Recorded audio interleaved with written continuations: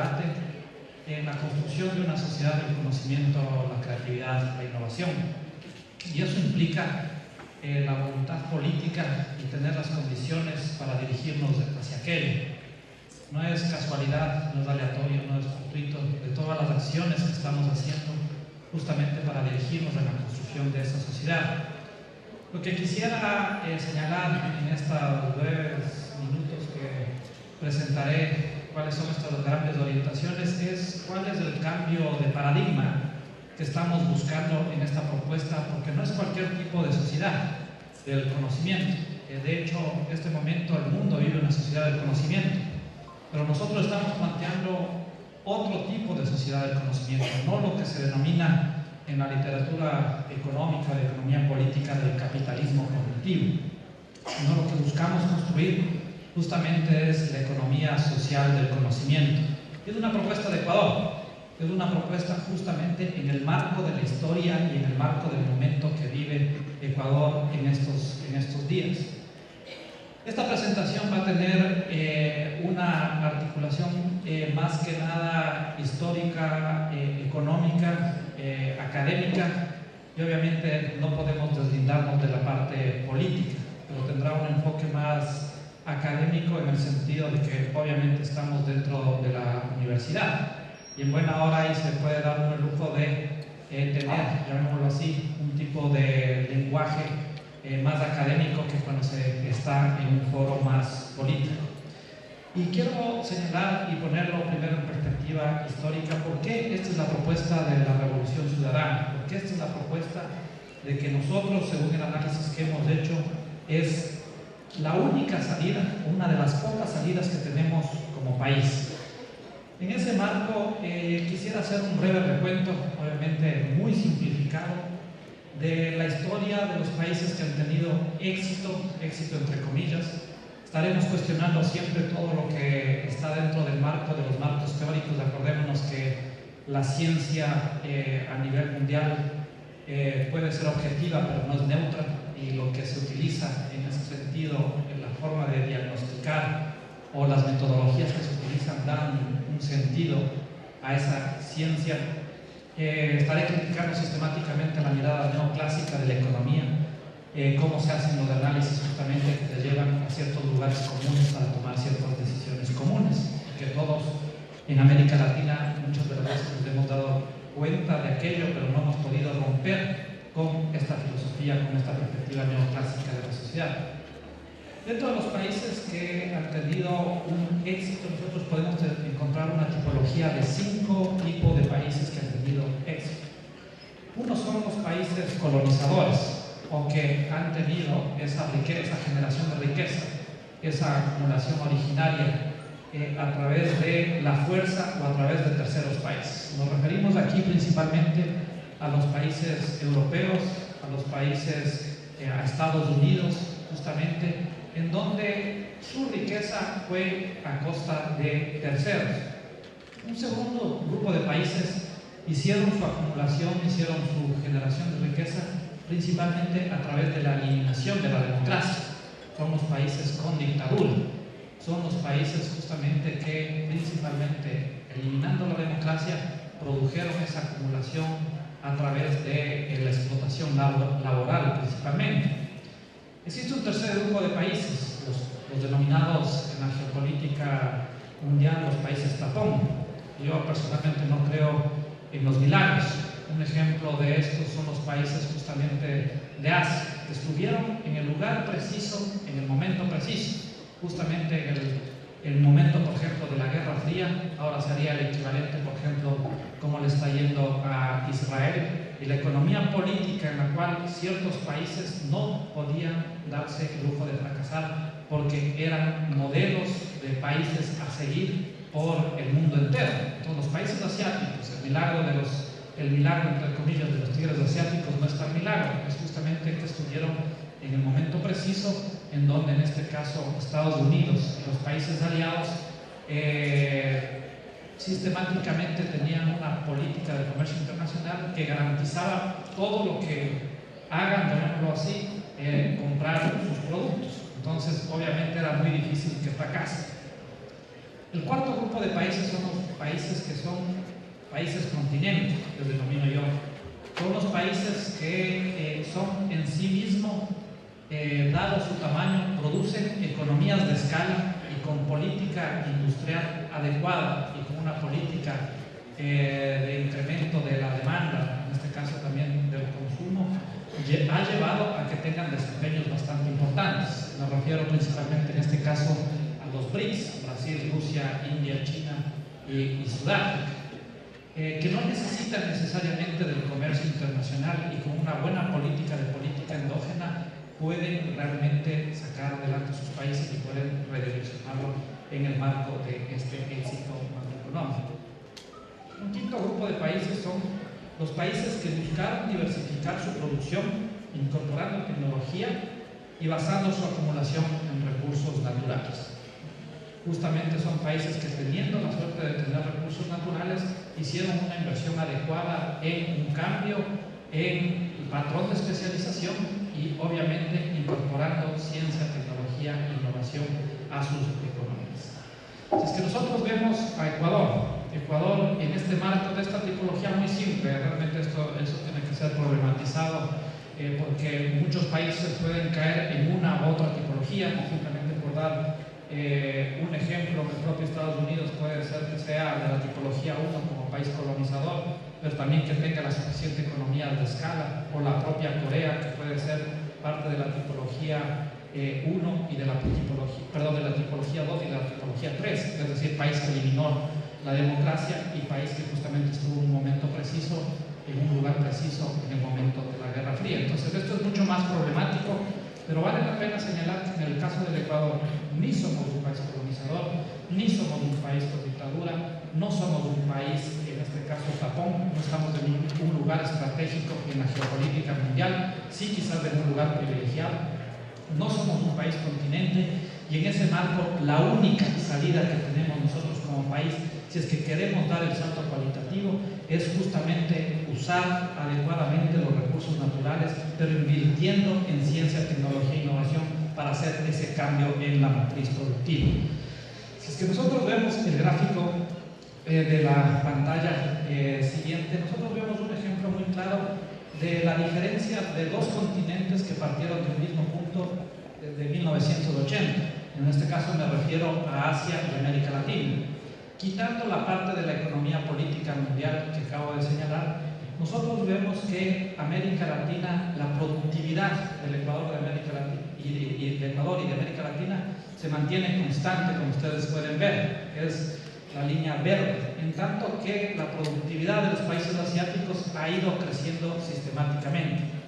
Si es que nosotros vemos el cuadro del lado derecho, nosotros nos podemos percatar justamente que en el índice de especialización, es decir, las exportaciones con incorporación de tecnología sobre las exportaciones, nosotros podemos detectar justamente que los países de Asia cada vez han incrementado la participación de las exportaciones, aquellos bienes ligados al conocimiento, aquellos bienes ligados a la tecnología, y que por lo tanto su participación en el comercio mundial ha hecho que incremente sistemáticamente su participación de todo el comercio de todos los países, mientras que los países de América Latina realmente no han diversificado su matriz productiva, es decir, seguimos exportando bananos, seguimos exportando petróleo, seguimos exportando camarones, en tanto que los países asiáticos ya importan chips, importan computadoras, importan tecnología, etc. Entonces aquí algo tenemos que hacer. Vale la pena señalar que, por ejemplo, el clásico ejemplo que se suele poner a Corea tenía niveles de recursos económicos per cápita mucho más abajo de los del Ecuador en 1970.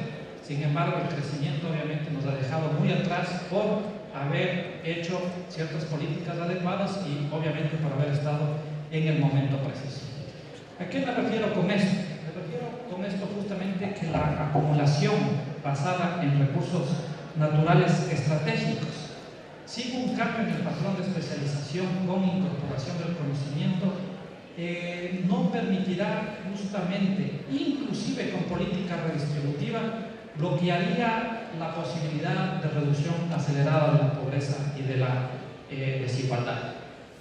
En este sentido, nosotros hemos planteado como gobierno una cuestión que ya pasa a ser una mirada global del país, que es pasar de la economía de los recursos finitos a la economía de los recursos infinitos. Es justamente utilizar responsablemente el extractivismo para salir del extractivismo. Nosotros en ese marco tenemos 3 vías. La una vía es quedarnos con el país que yo le denomino el país de la banana república, que es el país de los recursos primarios. Existe otra opción, que es pasar al país un tanto más industrializado de esos productos, que es justamente, podríamos decirlo para simplificar y ejemplificar, el país de las mermeladas de banana. O la otra posibilidad es justamente irnos a ese país que utiliza esos recursos naturales para generar conocimiento, para generar innovación. Acá, dentro de la perspectiva económica, existe una ventaja. Tanto el primer modelo primario como el segundo modelo secundario tiene lo que se denomina en economía rendimientos decrecientes de escala, en tanto que la economía del conocimiento tiene rendimientos crecientes de escala. Es decir, mientras en la una economía cada dólar que invertimos en la sociedad cada vez más tiene menos impacto en la calidad de vida de la población, en la economía del conocimiento, que tiene una pendiente hacia el infinito, porque justamente las ideas no tienen restricciones, cada dólar que invertimos cada vez tiene más impacto dentro de la sociedad. En ese sentido, nosotros justamente hemos decidido firmemente entrar en esa sociedad del conocimiento. Hemos avanzado de una manera, creo yo, bastante rápida, pero siempre podríamos haber avanzado a mucha mayor velocidad. Se ha hecho algo que se tenía que haber hecho hace mucho tiempo, la construcción de la infraestructura. La construcción de la infraestructura es fundamental para dar este salto, en términos principalmente de la perspectiva de la conectividad necesaria para producir esto que se denomina la productividad sistémica. Tener carreteras, tener puertos, tener aeropuertos, tener infraestructura de conectividad, tener banda ancha, etc. El segundo punto, el segundo momento, vale la pena señalar, es el momento del fortalecimiento del talento humano. Y es lo que hemos estado haciendo. ¿A qué me refiero con esto? Justamente la política de buscar un sistema de educación superior de calidad. La política de becas que tenemos, en este momento estamos enviando ya prácticamente a 8.000 estudiantes a estudiar a las mejores universidades del mundo. La política de los institutos públicos de investigación, etcétera, ya me detendré más adelante, es parte del proceso de fortalecimiento del talento humano. Ahora nosotros tenemos que irnos al fortalecimiento de los IPIs, de las universidades y los centros de investigación y la creación de innovación social. Frente al paradigma de investigación más desarrollo, nosotros proponemos investigación responsable, más emprendizaje social y solidario, más innovación social. Y quiero explicar cuál es el cambio de paradigma, cuál es la propuesta que nosotros estamos haciendo en este caso desde la construcción de esta nueva visión de educación superior y cuál es el sentido del cambio de la educación superior. Nosotros es que queremos construir una sociedad del conocimiento y la creatividad. Tenemos prácticamente 2 sistemas. El sistema de educación y cultura, podríamos decirlo, y obviamente el específico de educación superior, y el sistema de ciencia, tecnología e innovación social y sostenible. Nosotros como Ecuador, en estos años de la Revolución Ciudadana, ¿dónde hemos avanzado? Hemos avanzado principalmente en el sistema de educación superior. Personalmente creo que la normativa que requeríamos nosotros tener justamente para dar ese salto cualitativo está dada. La macroestructura está dada. Las universidades ya saben lo que tienen que hacer.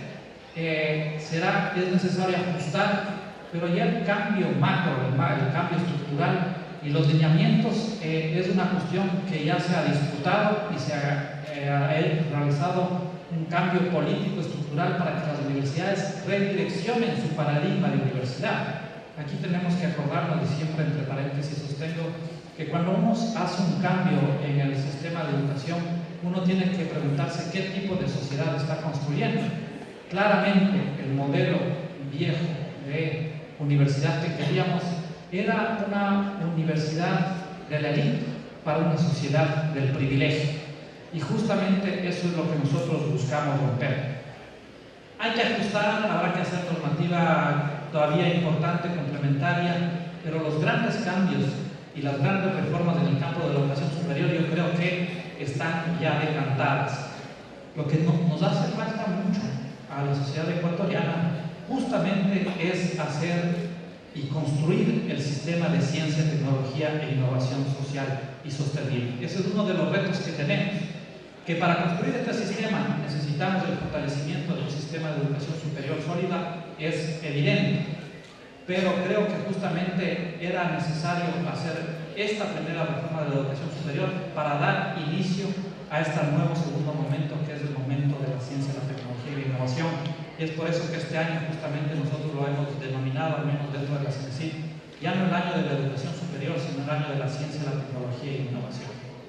El objetivo justamente es construir un sistema de ciencia, tecnología e innovación social sostenible que viabilice el tránsito de la economía de los recursos finitos a la de los recursos infinitos, basado en el conocimiento, las ideas y la creatividad para asegurar el buen vivir de los ecuatorianos.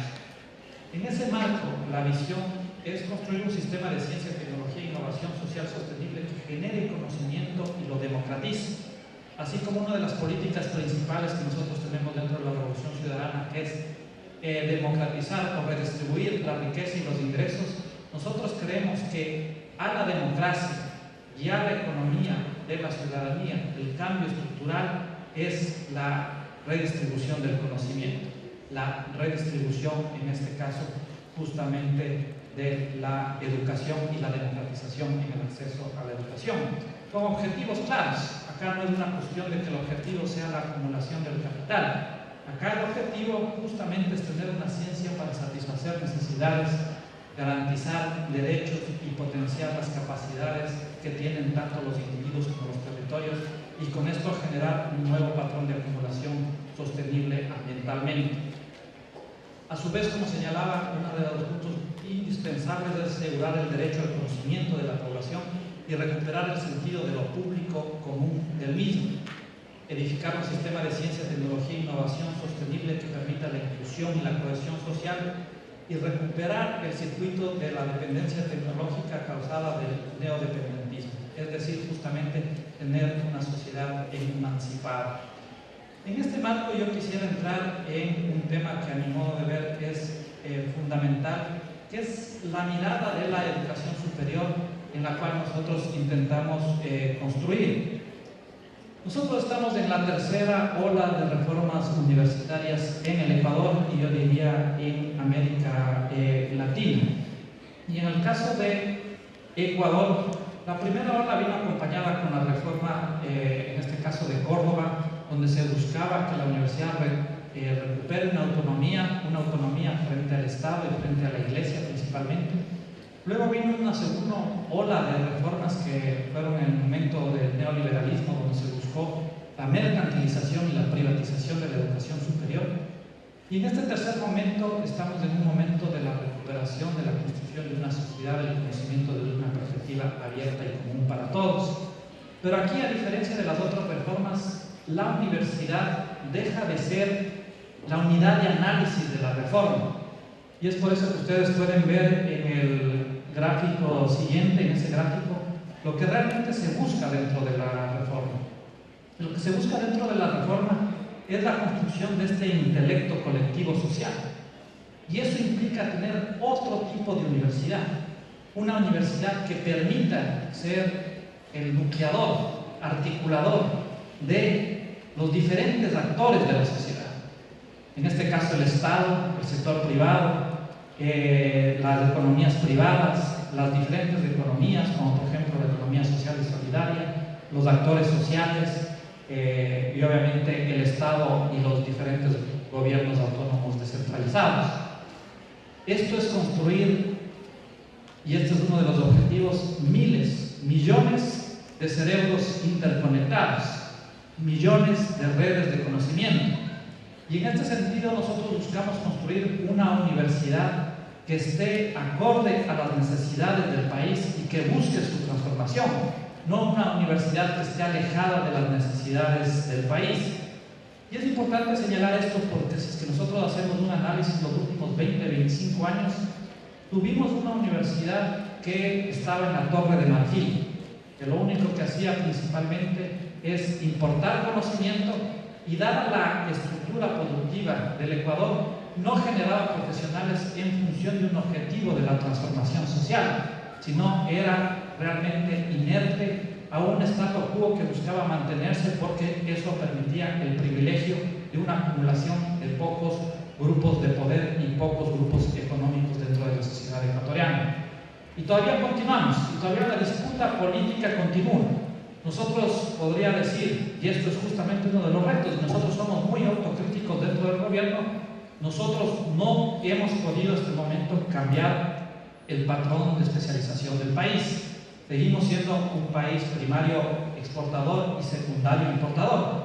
Y además esto es un cuello de botella muy fuerte para el Ecuador porque somos un país dolarizado, somos un país en el cual justamente este momento el principal riesgo que tenemos se llama balanza comercial y sobre todo balanza comercial no petrolera. El déficit de la balanza comercial no petrolera en este momento está alrededor del 10%. Y este 10% es realmente problemático para la economía del Ecuador. Entonces, en este marco, si es que seguimos con ese mismo patrón de acumulación, no va a haber posibilidad de tener una economía que sea saludable y que sirva, y que esté al servicio de todos los ecuatorianos. Y aquí viene el cambio de enfoque justamente de lo que nosotros señalamos. ¿Por qué nosotros no buscamos el mismo tipo de sociedad del conocimiento que reina a nivel mundial, que es la del capitalismo cognitivo? No buscamos la construcción de la economía social del conocimiento en el marco del socialismo del buen vivir. Acá las principales diferencias que voy a señalar radican en que en el capitalismo cognitivo el conocimiento es concebido artificialmente como un bien escaso. En tanto que en el socialismo del buen vivir, en la economía social del conocimiento, el conocimiento es construido como un bien infinito. Si es que las ideas no tienen límite, el capitalismo, sabiendo que lo que le da mayor valor agregado a la sociedad son las ideas, ha generado una institucionalidad justamente para que ese recurso infinito que son las ideas se le ponga un límite. ¿A través de qué? A través principalmente de la propiedad intelectual. Poner propiedad a todo, mientras más se pueda, mejor, de acuerdo a la filosofía del capitalismo. Y por eso lo construye, en este caso, artificialmente como un bien escaso. Me detendré en esto más adelante porque realmente resulta importantísimo esta temática en este momento histórico que vivimos. Y en ese sentido, el conocimiento es visto en el capitalismo cognitivo como un bien privado, en tanto que en la economía social del conocimiento, el conocimiento es visto como un bien público, como un bien común. En el capitalismo cognitivo, el objetivo de la economía es la maximización de las utilidades derivadas del conocimiento por el agente privado. Lo que me interesa es sacar una alta rentabilidad y altas utilidades del conocimiento que en este caso producen las universidades o producen los científicos, los investigadores. En la economía social del conocimiento, justamente lo que se busca es la maximización de las externalidades positivas que genera el conocimiento dentro de la sociedad. Son dos objetivos completamente diferentes. Mientras, por poner un ejemplo, en la economía del capitalismo cognitivo, lo que interesa es producir una medicina para tener una amplia utilidad. En la economía social del conocimiento, lo que interesa es producir una medicina que, en este caso, garantice derechos a la salud, por ejemplo. En ese marco, el valor del capitalismo cognitivo, de acuerdo a la perspectiva de lo que llama Marx valor, sería el valor de cambio.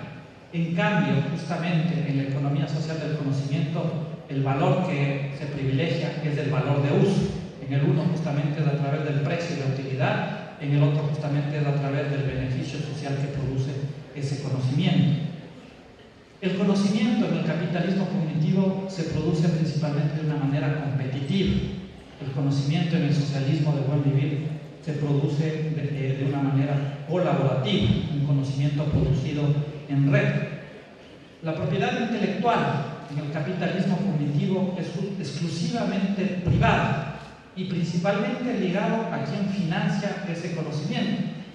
En tanto que en la economía social del conocimiento se reconoce la pluralidad de propiedades intelectuales, tanto público como privadas como colectivas. Y finalmente, justamente, la distribución del beneficio de los derechos de propiedad privada, de propiedad intelectual en el capitalismo cognitivo están concentrados, en tanto que en el socialismo del buen vivir la distribución social del beneficio es lo que busca los derechos de propiedad intelectual. Como ustedes pueden ver en el balance, nosotros buscamos la construcción de un sistema del conocimiento abierto, común, público, libre para todos, en tanto que justamente en el capitalismo cognitivo lo que se busca es la construcción de una economía privada para beneficio particular, para beneficio privado. Y esto es un cambio radical, porque el gran problema que tenemos en este momento es que nosotros somos un país pequeño, hiperliberalizado, dolarizado, todavía primario exportador, todavía con bajos recursos en términos de educación, y sin embargo estamos haciendo una propuesta que es rupturista a nivel no solo regional, sino a nivel mundial. Y tenemos que entrar en ese marco en cuál es la economía política que viabiliza tener este tipo de sociedad y este tipo de economía social del conocimiento. Entonces, en ese marco nosotros no podemos hacer y decir nosotros nos vamos por fuera, por ejemplo, de la OMC, pero lo que sí podemos hacer es meternos en los intersticios de las flexibilidades de las reglas de propiedad intelectual que están a nivel mundial y obviamente intentar construir otro tipo de economía. Uno de los puntos fundamentales y quizás como ejemplo de lo que implica este cambio es que mientras en el neoliberalismo el objetivo principal del neoliberalismo en términos de espacios territoriales era construir los paraísos fiscales, en el socialismo del buen vivir lo que nosotros buscamos es construir paraísos del conocimiento abierto, del conocimiento libre, donde fluyan las ideas como fluyen las personas, como fluye el conocimiento, como fluye la ciencia. Pero no solo por un tema de principio y no solo por un tema que históricamente nosotros necesitamos ese tipo de sistema en este momento. Y esto es importante porque es la forma de generar dependencia en este momento. Yo le llamo que vivimos el segundo momento en la historia a nivel mundial de un neodependentismo. El primer momento fue justamente la dependencia de los productos manufacturados, y este momento estamos en la dependencia de los productos mentafacturados, los productos ligados al tema de la mente, al tema del conocimiento, al tema de las ideas. Y esto es obvio. Los países del primer mundo, los países del norte principalmente, ya produjeron y ya hicieron este salto cualitativo. Y ahora buscan generar una ingeniería institucional, principalmente ligado a través de ¿qué? Tratados de libre comercio, principalmente ligados a través de los tratados bilaterales de inversión, principalmente ligado a través de una institucionalidad, ligado en la OMC, y obviamente con tener sistemas de diferendo tipo social. Ese es el cuadrado perfecto del capitalismo de estos momentos. Y nosotros, obviamente que somos países primarios, exportadores, nosotros no tenemos la capacidad de negociación que tiene en este momento el norte. El norte lo que busca es generar dependencia a través de este flujo, circuitos institucionales, y nosotros no tener la capacidad para ni siquiera hacer una buena transferencia tecnológica, una buena desagregación tecnológica. Hace un par de meses con el ministro de Ciencia y Tecnología de Colombia discutíamos, y yo le preguntaba ¿qué tal les está yendo con el Tratado de Libre Comercio firmado con la Comunidad Europea o con Europa? Y me decía, ya off the record, llamémoslo así, me dijo, no nos está yendo bien. Acá, en este caso, los europeos vienen, patentan y imposibilitan la creación de una industria nacional simplemente con esa patente porque tienen el monopolio de los 20 años. Vemos el ejemplo en términos de producción de Colombia el anterior año con Estados Unidos. Las exportaciones de Colombia crecieron un 3%, las exportaciones de Estados Unidos crecieron un 20%. Entonces acá los mecanismos internacionales son mecanismos de reproducción de las jerarquías mundiales y de las formas de generar dependencia a nivel geopolítico mundial. Y nosotros tenemos que intentar romper eso. Justamente el día de mañana estoy viajando a Europa para buscar una negociación que no sea igual a la negociación que hizo Colombia y Perú, que sería nefasto, que realmente es un tratado de libre comercio, que realmente nos aplastaría a nosotros como economía y nos supeditaría a ser un país bananero ad infinitum, un país bananero justamente por el resto de nuestros días. Y eso es un reto que tenemos, porque al final de cuentas nosotros somos un país pequeño y que tenemos que buscar otra correlación de fuerzas. Por eso la importancia justamente de UNASUR, por eso la importancia del ALBA, por eso la importancia justamente de buscar una interacción entre los países del sur. Pero lo que me refería que no necesariamente esto se da por un tema de principio, de que el conocimiento se distribuya entre todos los ecuatorianos, entre todos los ciudadanos del mundo, sino también porque un sistema abierto es más eficiente desde el punto de vista económico. El bien se distribuye rápidamente en su totalidad, se facilita la coordinación entre agentes, se reduce la duplicación de esfuerzos en la elaboración de proyectos, aumenta la probabilidad de éxito en inversión y descubrimientos frustrados y permite el emparejamiento tecnológico. Ayer hablaba con el presidente de la República justamente de una cuestión que parece simple, pero que es una manera de ver el cambio que estamos buscando. Nosotros nos convertiremos en países, y eso justamente por eso conversábamos, en países productores o fabricantes de aviones no tripulados, ¿no? Esto no existe en América del Sur, algún país que lo esté haciendo en este momento. ¿Qué hicimos nosotros con la política de ciencia y tecnología? Bueno, aprendamos a hacer desagregación tecnológica de los aviones no tripulados que habíamos comprado. Hicimos desagregación tecnológica, vimos cómo estaba hecho en este caso el avión no tripulado, nos articulamos con las universidades, en este caso fue hecho con las universidades de la región, con la SPOCH, con la UTA, etc. Nos articulamos con el sector empresarial y en este momento tenemos aviones no tripulados y tenemos el prototipo. El prototipo de un avión no tripulado vale $350.000, ¿no? En el mercado mundial, cada avión se vende, si es que viene desde Europa, en $6 millones y en el mercado de acá se vende en $3 millones. Nosotros podemos ir y decirles a los países de aquí, de la propia región, bueno, nosotros les vendemos estos aviones no tripulados. Ahí está la diferencia y la ventaja y el valor agregado que se da con un proceso justamente de lo que se llama ingeniería inversa y con un proceso de aprender a hacer. Los tratados de libre comercio generalmente lo que hacen en este marco es justamente imposibilitar que nuestros países hagan desagregación tecnológica y se dé esa transferencia tecnológica. Entonces, ¿por qué? Porque obviamente quieren siempre mantener la dependencia de los productos tecnológicos que venden para que nosotros siempre tengamos la necesidad de comprarlos. Acá no existe tal mano invisible como señalan los textos de economía, sino realmente existe una mano muy visible y muy planificadora. Y no planificadora desde el Estado, sino planificadora desde el mercado. El mercado planifica la obsolescencia de los productos. Yo puedo decirle personalmente, ahorita tengo un iPad acá y hace un año visité el Instituto de Investigaciones de Corea, donde ya tenían el modelo del nuevo iPad, que es realmente un plástico que ya va a servir y va a ser vendido de aquí a un par de años. Entonces, esto se planifica y esto es generar dependencia tecnológica. Nos cambian el software, nos cambian la tecnología, nosotros tenemos que hacer a un lado el iPad y comprar la nueva tecnología. Eso es ser dependientes, eso es ser poco soberanos, eso es ser esclavos justamente de lo que pasa en el sistema mundial. Es por eso que nosotros deliberadamente hemos decidido romper, no únicamente por este cambio en la matriz productiva, sino hemos decidido romper con esta dependencia del conocimiento. Es la única manera que nos daremos libres y tendremos nuestra segunda independencia. Y un tema fundamental, un tema nodal de esta economía social del conocimiento pasa por el tratamiento de la propiedad intelectual. Nosotros no nos podemos salir del OMC. ¿Qué hicieron, por ejemplo, la India? ¿Qué hizo Rusia? Rusia acaba de entrar en la Organización Mundial del Comercio recién en el 2011. La India también acaba de entrar en el 2010-2009.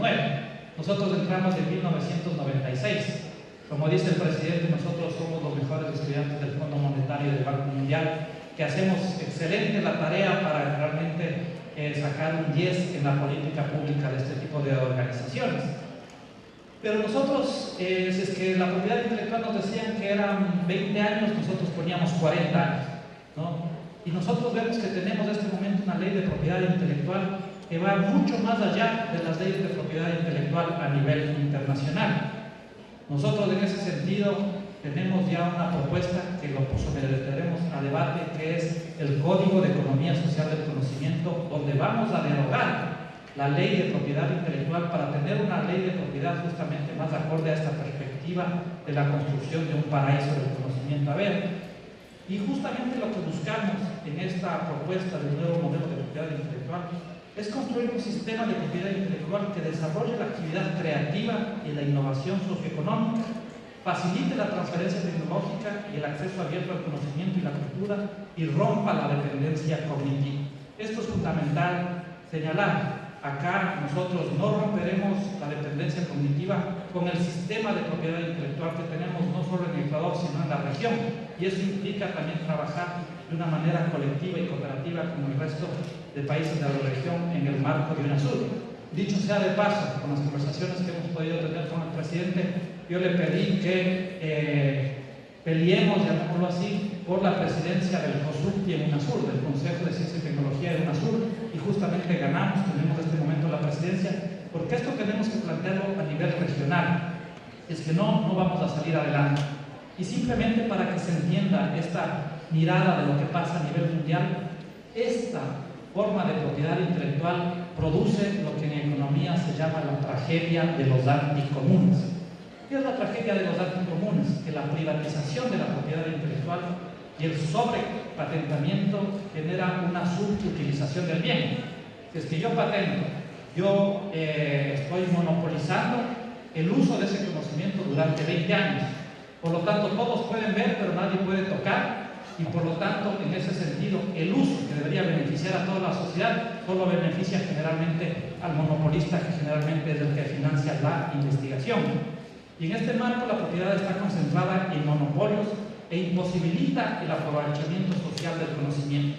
Uno de los objetivos que tenemos, no solo para el cambio en la matriz productiva, sino para construir una democracia democratizadora, es romper con este tipo de institucionalidad normativa, regulatoria, que no permite la difusión masiva del conocimiento. Ustedes verán por qué se ponen tanto, por ejemplo, al tema los países capitalistas del software libre. Y esto implica también romper con esta tragedia de anticomunes, en donde nosotros tenemos que tener mucho énfasis y mucho peso en el investigador, en el científico, y dar los incentivos justamente para el científico. Y aquí nosotros estamos proponiendo algunos temas que son, creo yo, de importancia, justamente como que el momento que se produzca ciencia, eso quede a disposición pública, la investigación científica, tecnológica, que no haya sido protegida por ninguna modalidad de propiedad intelectual. Nosotros buscamos en ese marco, por ejemplo, dar más incentivos para los investigadores. Los inventores y autores reciban un mínimo del 30% de los ingresos económicos generados por la explotación y por la invención. Los inventores y autores también pueden acceder a un mínimo del 30% de la titularidad de la propiedad intelectual. Aquí es similar al eslogan de la tierra es de quien la trabaja. Acá la política sería la innovación es de quien innova, no necesariamente de quien financia. Y en ese marco tenemos que buscar un equilibrio. Cuando la inversión fue generada en una institución pública, el resto de las ganancias económicas se destinarán a su reinversión en actividades de investigación, desarrollo y talento humano. Acá lo que nosotros también queremos producir es que tenemos que tener un equilibrio entre la difusión y también no romper con los incentivos económicos para que se dé esa inversión. Y por eso hemos generado una tipología de bienes que no existen en los marcos legales, y es la propuesta que estamos haciendo a nivel del Ecuador en la legislación. Y tenemos 4 tipos de bienes. Los bienes para satisfacer derechos. Y aquellos bienes que son para satisfacer derechos son bienes de interés público. El Estado asegurará el acceso abierto y el uso público de los bienes orientados a satisfacer necesidades básicas y garantizar derechos. Por ejemplo, las medicinas, por ejemplo, los textos, por ejemplo, las tecnologías de educación. ¿A través de qué? Por ejemplo, a través de las licencias obligatorias. Si es que alguien inventa algo que tiene un beneficio social de interés para la garantía de derechos de todos los ecuatorianos, el Estado es el responsable de que eso sea abierto y que la ciudadanía acceda a esa bien, a esa innovación. En el otro lado, completamente opuesto, tenemos los bienes de mercado, los que realmente no interesan porque pasan a ser, no interesan en el sentido de que son bienes suntuarios. El acceso a estos bienes se regirán por estándares altos de propiedad intelectual. Las corbatas, es que existe una corbata que se inventó y es la hiperinnovación para lo que sea, para verlos más elegantes o lo que sea. Realmente al Estado y a la sociedad no le interesa eso, que sea una cuestión que se difunda a nivel social. Entonces eso puede tener una rentabilidad completamente privada, pero lo que nosotros buscamos es que el acceso a estos bienes se rijan por estándares altos para que la tecnología pueda ser vista por todos los académicos y por toda la ciudadanía. Tenemos los bienes de los sectores estratégicos, en donde el Estado se reserva justamente el derecho de declarar los bienes de interés público y de obtener información producto de toda la investigación no protegida y que hayan sido realizadas en territorios ecuatorianos. Aquí un ejemplo es el tema, por ejemplo, de las reservas mineras o las reservas petroleras. Muchas veces más saben lo que tenemos nosotros dentro de nuestro territorio, las transnacionales, que el propio Estado. Entonces, esto es información del Estado. Si es que el petróleo y las minas son del Estado, el Estado tiene que ver los mecanismos para compensar, en este caso, a esas transnacionales que tienen esa información para el Estado. Y finalmente tenemos los bienes asociados a la biodiversidad y a los saberes ancestrales. En este caso, a diferencia de lo que se propone en otros territorios y en otras partes del mundo, la biodiversidad no es patentable, ¿no? Y por eso nosotros, siguiendo la Constitución de la República, lo que hacemos es que la biodiversidad en este marco legal sea considerado como patrimonio intangible del Estado y los saberes ancestrales que gocen de un sistema de protección sui generis. Un ejemplo muy palpable de esto y de algo que estamos haciendo en este momento como Ecuador es el tema del proyecto Arca de Noé, que quizás ustedes han oído. Una de las principales ventajas comparativas que tenemos nosotros como Ecuador es la biodiversidad. Sin embargo, esta biodiversidad no ha servido de nada porque no ha habido la ciencia, no ha habido el talento humano que permita sacar el jugo de esa biodiversidad en el buen sentido, que cuando me refiero al jugo de esa biodiversidad me refiero a toda la información que tiene esa biodiversidad. Y por lo tanto no nos ha servido de nada en términos científicos y en términos económicos esa biodiversidad. Un ejemplo que se suele dar es el ejemplo de esta medicina, la epibatidina, que salió de unas ranas que existían en la Amazonía, se llevaron, acá se da lo que se denomina la biopiratería. Los países del norte generalmente se llevan la biodiversidad del sur, investigan y luego con esto hicieron un analgésico, una sustancia que en este momento gana millones de dólares y que está en manos de las fuerzas de seguridad de Estados Unidos. Nosotros que hemos recibido nada, ni siquiera por tener esas ranas. Entonces, en ese marco nosotros tenemos que tener una política que nos favorezca a los intereses del Ecuador y tenemos que tener también esa inversión en ciencia y tecnología para no solo tener las ranas, que con las ranas no se hace nada en este sentido desde el punto de vista científico, sino tener esa investigación científica y ese talento para poder hacer esta transformación. Quisiera terminar con un cuadro que a mi modo de ver es ilustrativo sobre las trayectorias que necesitamos tener como país en las dimensiones de la construcción de una economía social del conocimiento. Y aquí tenemos nosotros tres posibilidades de seguir la economía social del conocimiento. El uno es lo que yo le denomino el asistema. Este asistema, cuando nosotros hablamos de la naturaleza del bien, es el sistema que parece ilógico señalar, es lo que tenemos actualmente. ¿Y qué es este asistema con respecto a la naturaleza del bien conocimiento? Existe una ausencia de visión del conocimiento como un bien. El conocimiento no se le ve como un bien, no solo como un bien económico, sino como un bien social, es decir, como un no mal, ¿no? ¿Cómo se ve en la segunda ruta que nosotros podemos seguir como país, que es en el sistema neoliberal?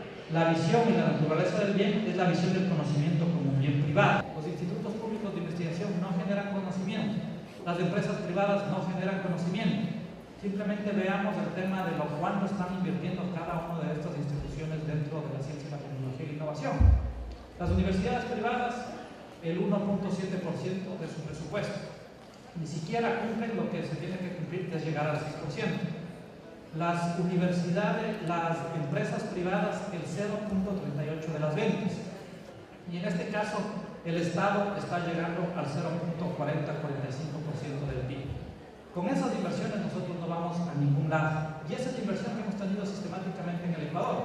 Nosotros, nuestras universidades, por ejemplo, nos hemos orientado a ser transmisores del conocimiento. Llega el producto, llega el bien, llega en este caso el libro del exterior, uno lee y uno transmite a los estudiantes. Eso realmente no es un sistema que nosotros tenemos que buscar. Tenemos que tener una revisión de la literatura, una revisión del arte. Tenemos que saber dónde está el debate a nivel mundial en cada una de las disciplinas. Pero lo que nosotros tenemos que hacer, además, es que ser crítico frente a esa teoría, ser crítico frente a esos postulados e investigar para generar conocimiento en función de las necesidades del país. El régimen económico en el sistema neoliberal se crean monopolios intelectuales produciendo una concentración del valor agregado, ¿no? Al ser privatizado el conocimiento se genera un monopolio, una vez más que el que se lleva la rentabilidad y el valor agregado es la institución que financia. En el sistema de economía social del conocimiento se potencia el bienestar de la social a través de la generación y gestión del conocimiento para el buen vivir de toda la sociedad. ¿Cuál es la función objetivo? La función objetivo, lo que se busca en este sistema que todavía vivimos ahora en el Ecuador, es ante la falta de derechos de propiedad intelectual no existe innovación e inversión en conocimiento. Y esto es un tema fundamental. Mientras más se privatiza el conocimiento, menos posibilidades de innovación económica y social existen. En el sistema neoliberal, la maximización de las utilidades derivadas del conocimiento van a la gente privada, es para sacar mayor rentabilidad. Y aquí acordémonos algo que pasa a nivel mundial, que por suerte no pasa en el Ecuador, pero por suerte, entre comillas, es que la supuesta autonomía universitaria que se da a nivel mundial, en estricto rigor no se da porque no existe una autonomía sobre lo que se investiga, sino generalmente el que pone la agenda de investigación son grandes transnacionales que son los que financian los proyectos de investigación. Entonces, eso es parte de romper justamente con ese capitalismo cognitivo y al final de cuentas, el que se lleva esa rentabilidad de esa investigación que hacen las universidades termina siendo una vez más la transnacional que financió. En el sistema de economía social del conocimiento se da la maximización de las externalidades positivas del conocimiento y finalmente en términos de financiamiento en el sistema no existe financiamiento y ahorita en el Ecuador todavía no existe financiamiento estructurado para el sistema del conocimiento. Aquí vale la pena señalar simplemente entre paréntesis que mientras que en el capitalismo cognitivo el principal banco es el banco capitalista, el banco que busca ese afán de lucro sistemático, en el socialismo de buen vivir de la economía social del conocimiento el principal banco es el banco de las ideas. Estas ideas que permiten a su vez construir un nuevo tipo de economía, pero para eso se necesita todo un sistema de financiamiento. En el capitalismo o en el sistema neoliberal prima el financiamiento privado y en el sistema de economía social del conocimiento existe una fuerte inversión pública e incentivos para los diferentes sectores económicos a través de subsidios, a través de banca de desarrollo, a través de capital de riesgo, a través de capital ángel, a través de capital semilla, diferentes formas de financiamiento. Y esto es lo que tenemos que construir. Y esto es a donde apunta la nueva política de economía social del conocimiento. Esto es a donde apunta en este marco las nuevas institucionalidades que necesitamos. No existe ninguna institucionalidad que se encargue de todo el sistema de innovación del Ecuador. Y aquí las universidades tienen que jugar un rol fundamental. Una vez más, este es un gran pacto nacional por la construcción de la sociedad del conocimiento. Acá necesitamos una articulación entre los actores sociales, entre las universidades con los institutos públicos de investigación, entre las empresas públicas, entre las empresas privadas y entre las otras empresas de otros tipos de economía que existen dentro de la sociedad. Es por esto que nosotros, en este momento, justamente, estamos en el momento de dar este salto cualitativo. Estamos en el momento de hacer ese gran emparejamiento tecnológico que se llama, el famoso catching up, que permita poder aprender a hacer lo que ya existe en el mundo, ¿no? Para a través de eso y a través de transferencia tecnológica poder dar saltos cualitativos para producirlo aquí en el Ecuador y luego para poder realmente producir nueva innovación de esos productos que hemos podido hacer esa desagregación tecnológica. Es un tema complicado, no es un tema fácil. Nosotros en este momento estamos apuntando justamente a que esta ciencia y la tecnología esté articulada a las industrias industrializantes, ¿no? Y obviamente dar los incentivos para que aquellos sectores privados que despunten, nosotros darles ese empujón. Y necesitamos hacer un pacto social para el financiamiento de esta ciencia y tecnología. Nosotros, acordémonos que en la Constitución teníamos 5 preasignaciones: educación, salud, educación superior, gobiernos autónomos descentralizados, y falta la preasignación de ciencia, tecnología e innovación. Con la inversión que estamos haciendo en este momento, una vez más, que no llega al 0.445 del PIB, nosotros no vamos a poder dar este salto cualitativo. Y tampoco estamos haciendo poco en el tema de la inversión en el campo de la educación superior. Este momento Ecuador es el país con mayor inversión en educación superior con respecto al PIB. Estamos llegando casi al 2% de la inversión en educación superior frente al PIB. No obstante, siempre existe en muchas universidades existe esta mirada de que se necesita más plata, ¿no? Simplemente como comentario, el año anterior, el que cerró en el 2013, hubo una subejecución presupuestaria de $300 millones del sistema universitario. Ya hubiesen querido tener muchas instituciones o muchos proyectos que necesita el país y hubiesen podido hacer muchas cosas con esa subejecución presupuestaria. Y la política de la CNCID y la política del gobierno apuntan a esto. Las becas que nosotros estamos haciendo, los prometeos, que son los científicos a nivel mundial que estamos trayendo, el sistema de reglamento que estamos haciendo, el nuevo reglamento académico. Hablaba con Vicente hace algún momento justamente este reglamento del escalafón del docente investigador, que permite el incremento, porque realmente parte del capitalismo cognitivo fue la explotación laboral de los profesores, de los investigadores, que permite incrementar los salarios de los profesores, que permite incrementar el salario de los investigadores, el nuevo régimen académico que permite dar un salto cualitativo en cómo se tienen que dar las nuevas pedagogías y epistemologías dentro de las universidades. Son temas fundamentales dentro de este cambio. Las 4 nuevas universidades, los 40 institutos técnicos y tecnológicos, justamente el tema de la investigación científica que buscamos nosotros invertir, el incremento de la matrícula de educación superior que sistemáticamente ha incrementado, el tema de construir un sistema de financiamiento, el tema de tener parques científicos, parques tecnoindustriales, la transformación del sistema normativo de propiedad intelectual, la propia universidad, que a mi modo de ver son universidades estratégicas como la Universidad Nacional de Educación o la Universidad de las Artes, en donde tenemos que romper esa epistemología que tuvimos hace mucho tiempo y que todavía existe en el sistema y que es necesario romper, en el cual no existe un diálogo de disciplinas.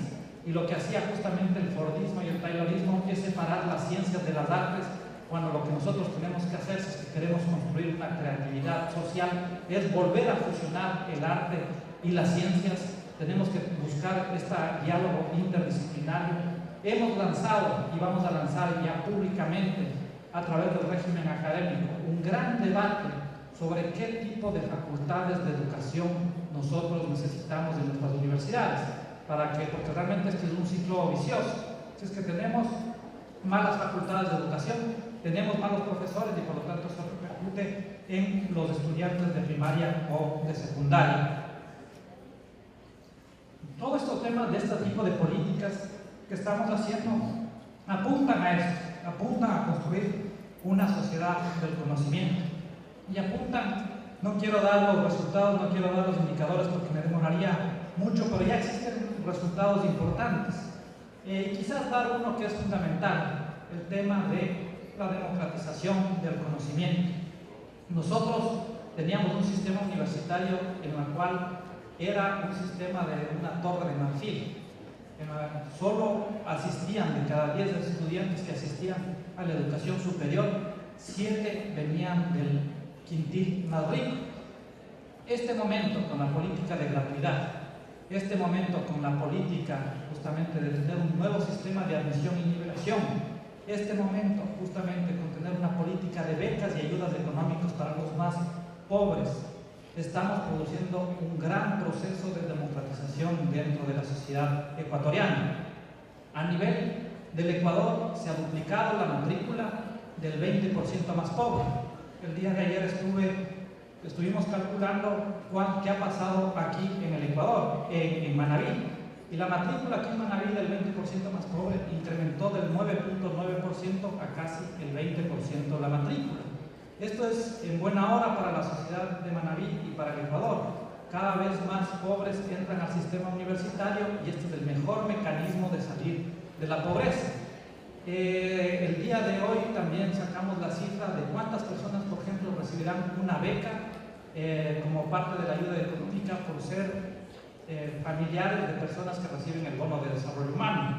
En el caso de Manabí, solo en el 2013 estamos hablando de 2.500 personas que van a recibir esta ayuda económica, que es una media remuneración básica unificada en la nivelación, y si es que sacan 9 sobre 10 es una remuneración, es decir, $360, justamente para compensar ese costo de oportunidad que es para un pobre entre trabajar y estudiar. Esto no existía, este tipo de políticas, y esto ha llevado una vez más a que se dé una democratización en el acceso a la educación superior, que se multiplique la matrícula del sector indígena por 2, lo mismo del sector afroecuatoriano por 2, es parte de uno de los resultados que más nos enorgullece.